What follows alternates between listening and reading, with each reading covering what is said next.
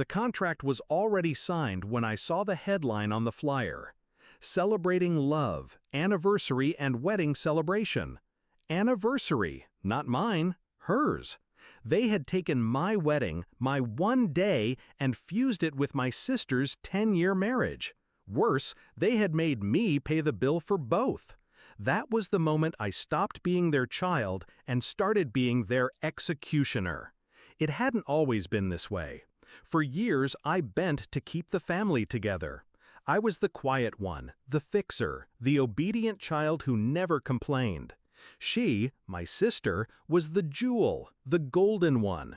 Every birthday, every achievement celebrated in gold letters. When she married, my parents emptied their savings to give her a cathedral wedding.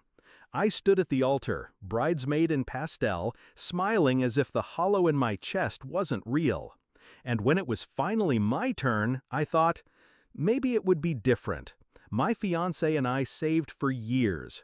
We dreamed of a quiet, elegant wedding, a day that belonged to us. But the moment my parents got involved, the ground shifted. Subtle at first, "Oh, your sister should renew her vows that day. It'll be fun, a family celebration." Then firmer, "We already told the guests it's a joint event. Imagine how much cheaper it will be." Cheaper.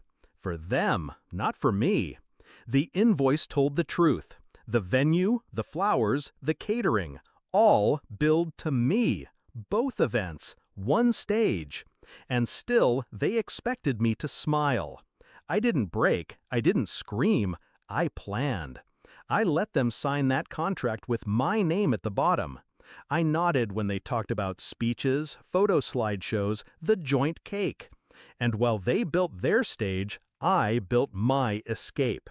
I found another venue, smaller, quieter, hidden away on the outskirts of town. A garden draped in white lights where the air smelled like jasmine and not control. I booked it, paid in full, swore the staff to secrecy. Invites went out quietly, hand-delivered. Only those who mattered, our closest friends, his family, the ones who saw me as more than a shadow. The ceremony was set for noon, hours before my parents' spectacle. That day, I walked down an aisle lined with roses, not expectations. My fiancé's eyes brimmed with tears, and for once, the world felt honest. We spoke our vows in sunlight, kissed under the weight of our own promises. And when applause broke out, it was for us. Only us. No sister, no parents, no theft. My wedding was mine. By evening, I slipped back into their theater. The ballroom glittered with chandeliers, but the air was thick with entitlement. My parents smiled wide, waiting for me to take my place on stage, to stand beside my sister as if her anniversary mattered as much as my vows. I didn't. I stood in the crowd, champagne in hand, and watched. The slideshow came first, her wedding photos, her children, her vacations. Guests applauded politely. Then the DJ announced, "And now, the bride and groom." All eyes turned, but we didn't move. I let the silence stretch, delicious and suffocating.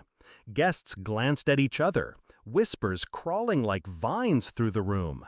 Finally, my mother hissed across the table, "What are you doing? Get up there!" I met her eyes and said the words I'd been saving for years. I already had my wedding today. You weren't invited. The color drained from her face. My father's jaw clenched. My sister's smile faltered, confusion curdling into rage. The whispers turned sharp. Guests leaned in, hungry. "Wait, what? She already got married? When?" I took a slow sip of champagne, letting them choke on the truth. This isn't my wedding. This is her anniversary party. I'm just a guest. The collapse was instant. Their plan unraveled in front of 100 witnesses. Every smug assumption, every theft of my day exposed for what it was: manipulation. My sister stormed off.